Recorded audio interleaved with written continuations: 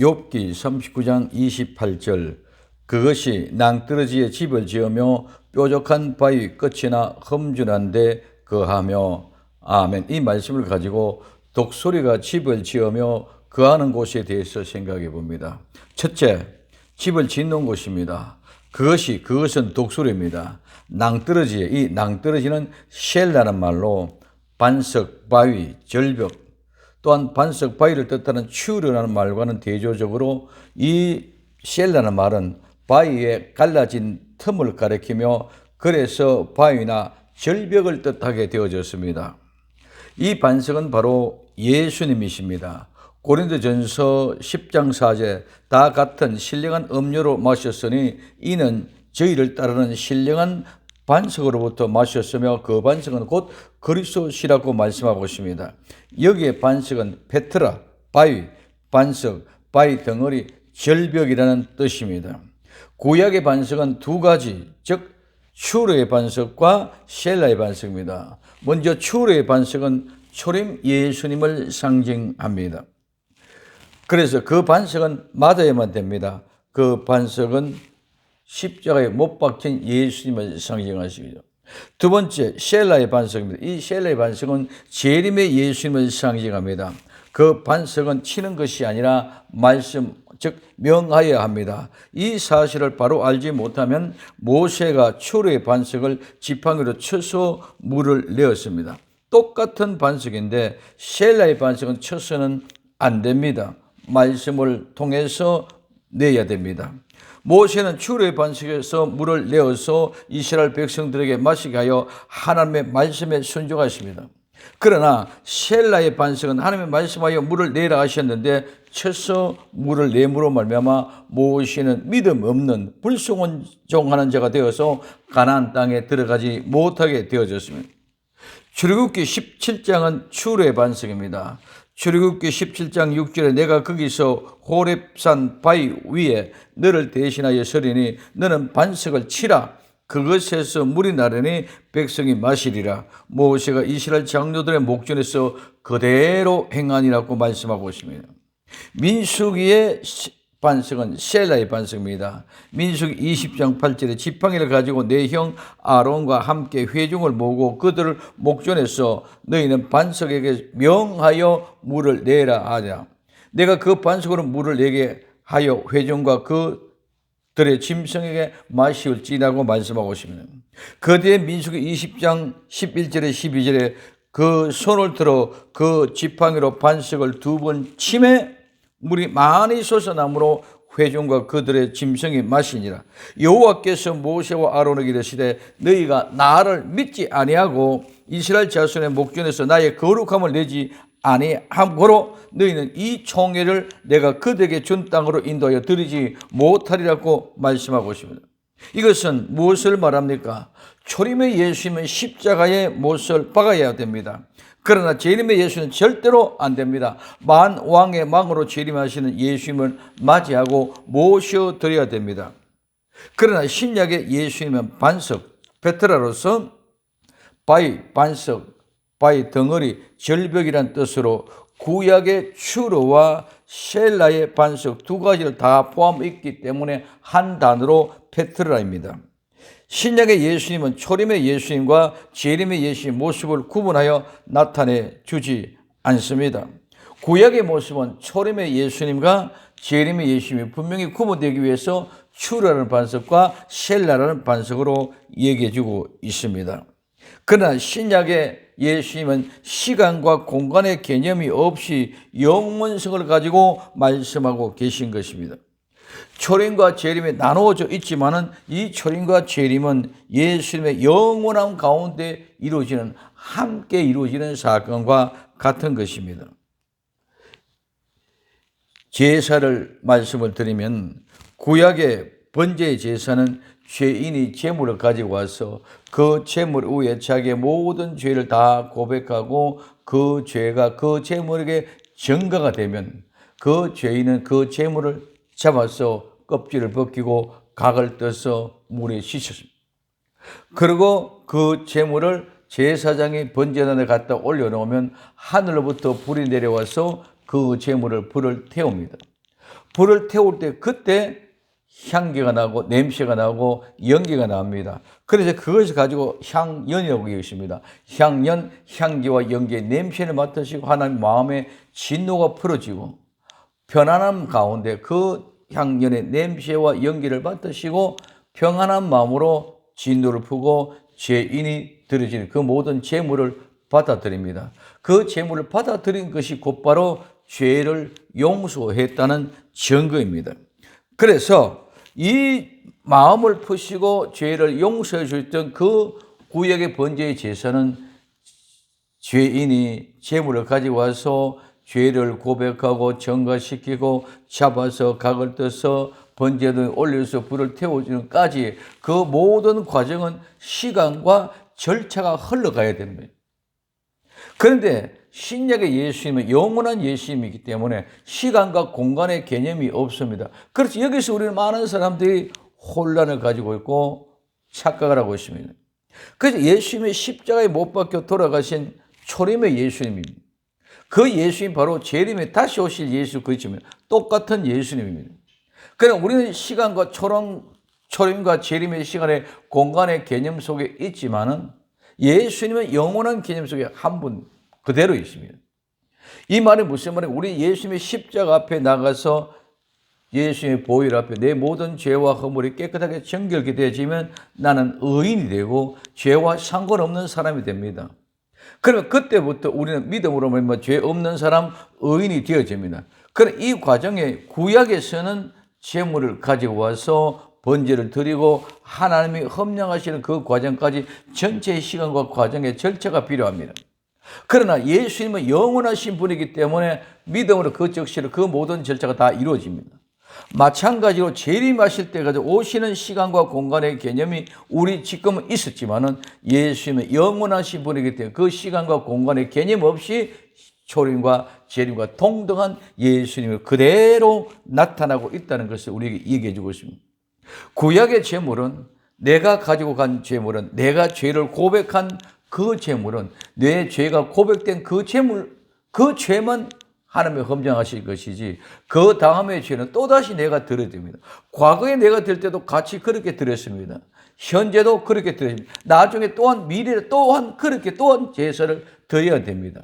그러나 예수님은 영원하신 분이기 때문에 과거에 내 그 죄도 이렇게 용서했고 현재도 그렇게 죄를 용서됩니다. 이제는 미래 죄까지 다 이렇게 용서하신 것입니다. 그러므로 이 시간과 공간의 개념 속에 있지 않은 그 예수님은 과거의 현재의 미래 나 하나뿐만 아니라 과거의 어떤 믿음의 선배들 또 현재 다른 분들 나 미래에 아직 오지 않은 믿음의 세대에서도 똑같이 예수님 앞에 이와 같이 제사를 드리면 구원의 즉 죄 용서받고 의인이 되어진다는 사실을 우리에게 얘기해 주고 있습니다. 마찬가지로 초림의 재림은 예수님은 재림의 예수님 그분 똑같은 분이기 때문에 초림과 재림의 시간의 공간이 있는 것 같지만 실제로 그분은 영원하신 분이기 때문에 시간과 공간의 개념이 없다는 것. 그러나 우리는 시간과 공간 안에 살아가고 있다는 것입니다. 그래서 우리는 믿음으로 말미암아 의인이 되시면 이제는 다 되어졌습니까? 아닙니다. 많은 사람들이 여기서 시간과 공간의 개념을 알지 못하고 혼돈합니다.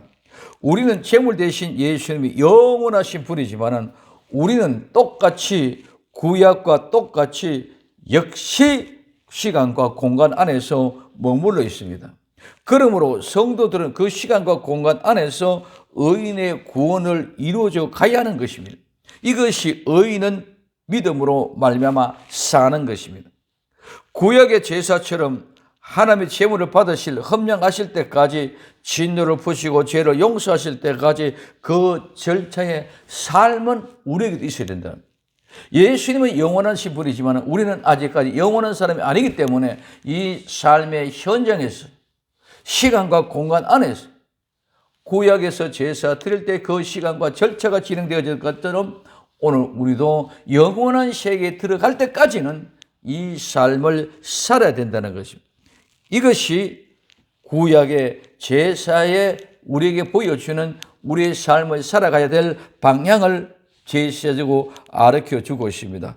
그래서 그 절차의 삶에 반드시 필요한 것, 이것이 바로 행함이 없는 믿음은 죽은 믿음이요. 그렇기 때문에 우리는 늘 두렵고 떨림으로 살아가야 할 성도의 삶입니다. 야고보서 2장 17절에 이와 같이 행함이 없는 믿음은 그 자체가 죽은 것이라. 그 뒤에 야고보서 2장 26절에 영혼이 없는 몸이 죽은 것 같이 행함이 없는 믿음은 죽은 것이라. 그러므로 빌립보서 2장 12절에 그러므로 나의 사랑하는 자들아 너희가 나 있을 때뿐만 아니라 더욱 지금 나 없을 때도 항상 복종하여 두렵고 떨림으로 너희의 구원을 이루라고 말하고 있습니다. 이것이 로마서 1장 17절에는 복음에는 하나님의 의가 나타나서 믿음에 이르게 하시나니 기록된 바 오직 의인은 믿음으로 말미암아 살리라 함과 같으니라. 의인이 믿음으로 사는 것이지 아무나 믿음으로 살아갈 수가 없습니다. 많은 분들이 믿음으로 의로워지는 것을 믿음으로 사는 것으로 착각하고 있습니다. 아닙니다. 의인이 되어야만이 믿음으로 살아갈 수 있습니다. 의인이 되지 않고는 절대로 믿음으로 살 수 없습니다. 현재 많은 사람들이 믿음으로 사는 것이 의인으로 살아가는 모습이라고 착각하고 있습니다. 의인이 믿음으로 사는 것이 곧바로 야고보서에서는 행함입니다. 구약의 제사는 행함입니다. 신약의 삶은 의인으로서 사는 삶이 행함입니다. 그래서 우리는 자꾸 복음이냐 율법이냐 믿음이냐 행함이냐 이것 가지고 싸우고 다툽니다. 혼돈합니다. 그러나 실제로 보면 모두가 똑같이 믿음으로 이야기하고 있으면서부터 내가 믿음으로 의로워지고 있다는 착각 속에 살아가고 있기 때문에 믿음이 율법의 행위나 믿음으로나 똑같이 율법의 행위로 행하는 그런 모습입니다. 이 모든 착각과 혼란 속에서 우리는 내가 믿음으로 의인이 되어져 가고 있다고 착각하고 있습니다.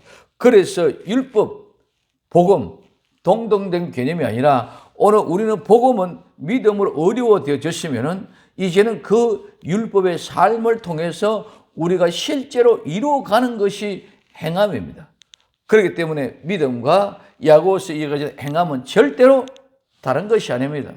그 믿음은 내가 지금 구약에서 제사를 드린 것 같이 실제로 제사를 드리는 삶을 살아가는 것입니다. 우리 믿음으로 아멘 하고 끝나는 것이 아니라 이제는 믿음으로 의로워졌으면 의로운 삶을 지금부터 살아서 그 제사를 통해서 절차와 시간을 이루어갔던 것처럼 그렇게 살아라는 것을 우리에게 이야기해 주고 있습니다. 우리는 똑같이 정말 믿음으로 의인이 된 사람이 의로워진 사람이 믿음으로 말미암아 살아가는 그 거룩한 삶은 저절로 나타난 행위입니다. 그렇기 때문에 나는 의로워졌기 때문에 절대로 죄와는 더불어 상관할 수 없습니다. 이제는 죄를 멀리 떠나고 죄와 상관없는 삶을 살아가는 것이 의로운 삶의 행함이라는 것입니다. 그렇기 때문에 우리는 절대로 의로워진 사람은 이제는 죄와는 함께할 수가 없습니다. 의인은 죄와는 상관할 수 없기 때문에 그렇기 때문에 그 삶을 살아가는 것이 아픔이고 갈등이고 고민이고 어렵고 힘든 것, 때로는 눈물을 흘려야 됩니다. 때로는 피를 흘려야 됩니다. 때로는 많은 땀을 흘려야 됩니다. 이 수고의 삶이 바로 행함이라는 것입니다. 그러나 이 행함은 율법적으로 행하는 그 행함이 아니라 나는 의로워졌기 때문에 반드시 의로워진 그 삶을 확신을 가지고 살아가기 때문에 끝까지 이길 수가 있다는 것입니다. 내가 율법적으로 의로운 삶을 살아가기 위해서는 나는 하다가 힘이 지치며 피곤하면 쓰러지고 배반하고 돌아갈 수밖에 없지만은 이제 나는 의인이 되어져 있기 때문에 나는 하나님의 자녀가 되었기 때문에 나는 하나님의 택한 백성이기 때문에 절대로 하나님이 나를 뺏기지 않을 뿐만 아니라 우리가 또한 그 삶을 살아서 끝까지 반드시 이기고 승리해 갈 수 있는 그 삶을 살아갈 수 있다는 특징이 다르다는 것입니다. 율법은 내가 그렇게 의로운 삶을 살아가는 내가 중심이 되지만은 복음을 통해서 나는 의로워진 나는 예수 그리스도를 믿는 믿음으로 죄가 용서된 사람은 이제는 죄인이 아니한 삶을 살아가는 데는 확신이 있고 기쁨이 있고 감사가 있고 하나님과 함께하는 은혜와 능력을 날마다 경험하기 때문에 이 세상에 오는 아픔과 괴로움과 갈등은 아무런 의미가 없고 능히 이길 수 있는 것이 바로 의인이 살아가는 행함의 삶인 줄 믿으시기 바랍니다. 그래서 그 값어치가 확연하게 다르고 확신이 있기 때문에 절대로 흔들려가서 넘어갈 이유가 없다는 것을 우리에게 보여주고 있습니다. 그 다음에 집을 짓습니다. 이 집을 짓는다 말은 정착하다, 거주하다, 머물다, 살다, 그리고 휴식하다는 말입니다. 낭떠러지에 집을 지으면서, 즉 이 낭떠러지 셀라의 반 위에 반석에 집을 짓는다는 말입니다. 이 말은 마태복음 7장 24절에서 27절까지 그러므로 누구든지 나의 이 말을 듣고 행하는 자는 그 집을 반석 위에 지은 지혜로운 사람 같으니 비가 내리고 창수가 나고 바람이 불어 그 집이 부딪히되 무너지지 아니하니 이는 주철을 그 반석 위에 놓은 연고라. 나의 이 말을 듣고 행치 아니한 자는 그 집을 모래 위에 지은 어리석은 사람 같더니 비가 내리고 창수가 나고 바람이 불어 그 집에 부딪힘에 무너져 그 무너짐이 심하냐고. 예수님의 반석 위에 집을 지으면 믿음을 가지고 있는 그 사람은 예수님 말씀에 순종하는 사람입니다. 그렇기 때문에 그 집은 절대로 무너지지 않습니다.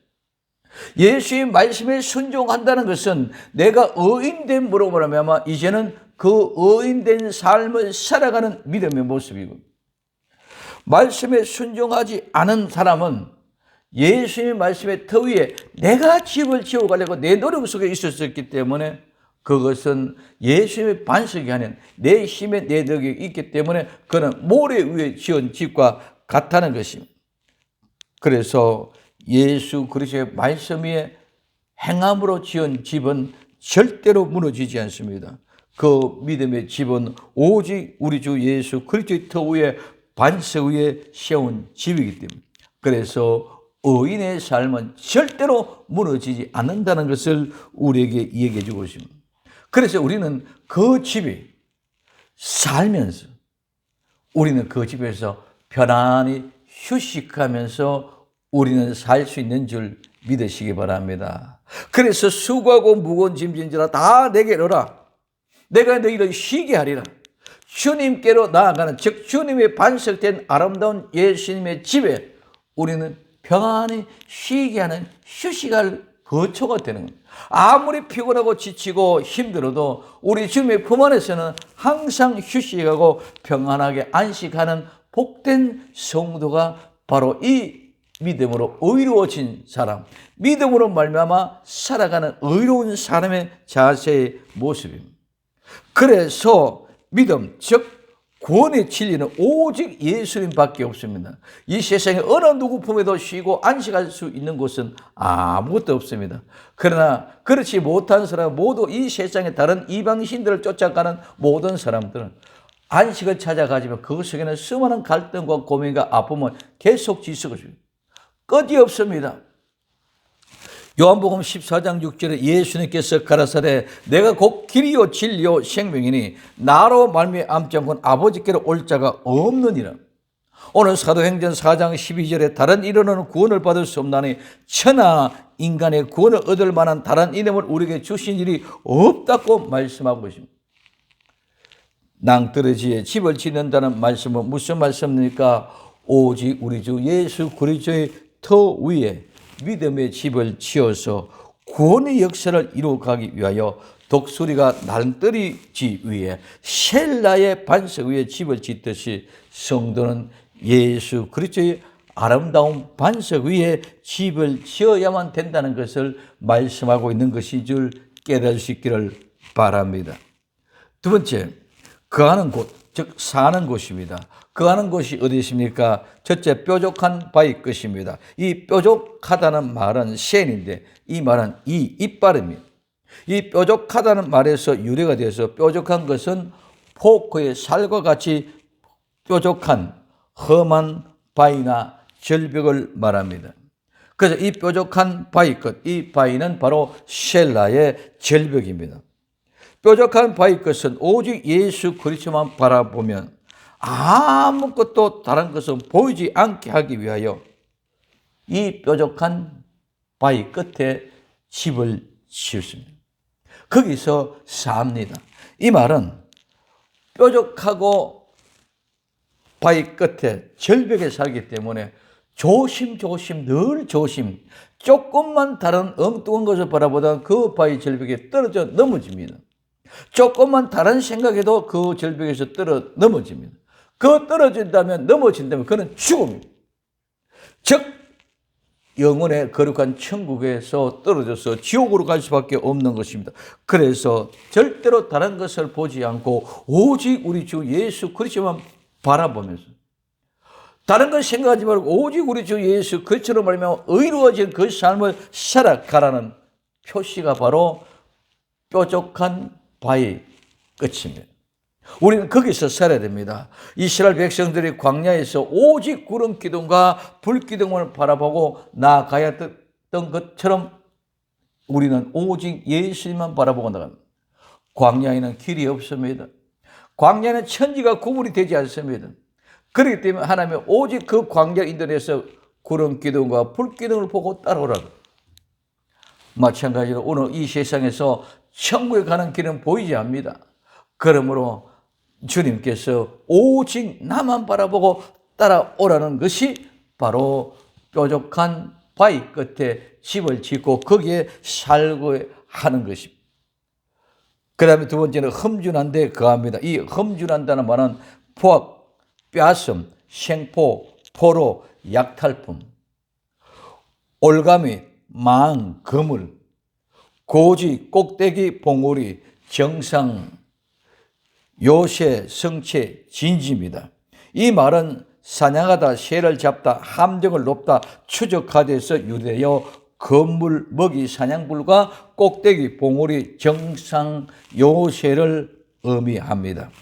여기 거하며 거한다는 말은 밤을 보내다, 밤을 지내다, 투숙하다, 묵다. 그리고 여기는 머물고 거주하다, 산다는 말인데 또한 여기는 불평하다, 투덜거리다, 중얼거리다, 패역하다, 완악하다는 의미가 있습니다. 험준한데 거한다는 말은 무슨 말입니까? 마귀나 사탄의 밥이 되지 않기 위해서 꼭대기 벙우리에서 밤을 지새면서 불평, 불만, 원망하던 것, 투덜이고 투덜거리고 오만하고 교만하고 내 잘난 체 가는 모습을 다 버려야 돼요. 이게 회개의 모습입니다. 그래서 험준한데 늘 뺏기고 지금도 우는 사자가 우리를 삼키려고 두루 찾아다니고 있는 그런 상황 속에 있다는 사실을 늘 우리는 경각하라고 오늘 이 험준한 가운데 있다는 것입니다. 그러므로 우리는 늘 꼭대기 위에 가장 높은 곳에서 아무도 올라오지 못하는 거룩한 천국을 바라보고 살아가는 말이 바로 험준한 꼭대기에 사는 사람입니다. 그래, 믿음의 사람은 오직 천국만 바라보고 살아가는 사람이 믿음의 사람인 줄 믿으시기를 바랍니다. 그래서 그 험준한 데서 모든 함정에 빠지지 않기 위하여 늘 깨어 기도하고 꼭대기 벙무리에서 잡히지 않기 위해서 늘 우리 자신들을 살면서 밤을 지내면서 늘 불평, 불만, 투덜거림, 원망을 다 버리고 높은 곳 낭떠러지 뾰족한 바위 끝 험준한 데 사는 이유가 바로 이것입니다. 오직 예수님만 바라보며 세상의 물질이나 명예, 권력, 돈에 미혹되거나 유혹돼서 사탄의 밥이 되지 않게 하기 위하여 늘 깨어 조심하면서 오직 천국만 바라보고 예수 그리스도로 따라 나아가서 하늘을 향한 아름다운 믿음을 살라는 말이 바로 이 바위틈 낭떠러지, 이 뾰족한 바위 끝 험준한데 거하라는 말씀입니다. 오직 우리는 독수리가 집을 짓고 사는 것이 무엇입니까?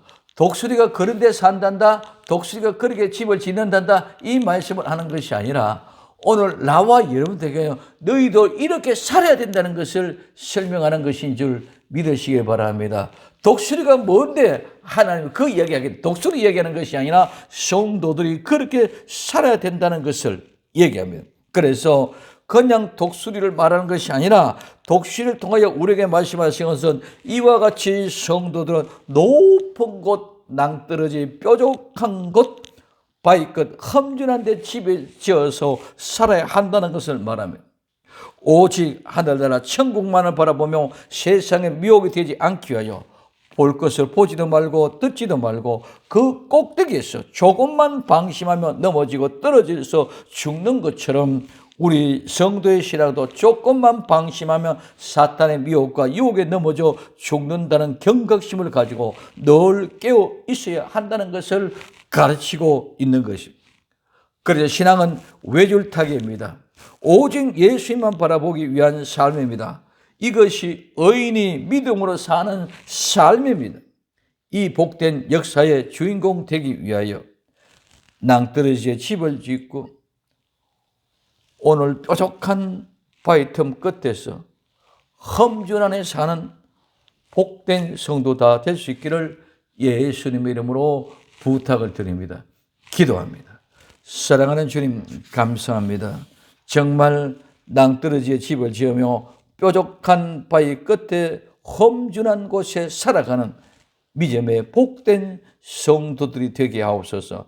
날마다 하루하루 조마조마 노심초사하면서 떨어질까봐 넘어질까봐 실족될까봐 늘 깨어있는 복된 성도가 다 되기를 예수님의 이름으로 부탁을 드립니다. 주님, 이 아름다운 믿음의 거룩한 삶을 살아 주님이 오시는 그날 주님 앞에 설 수 있는 복된 성도 되게 하옵소서. 다시 오실 예수님의 이름으로 기도드리옵나이다. 아멘.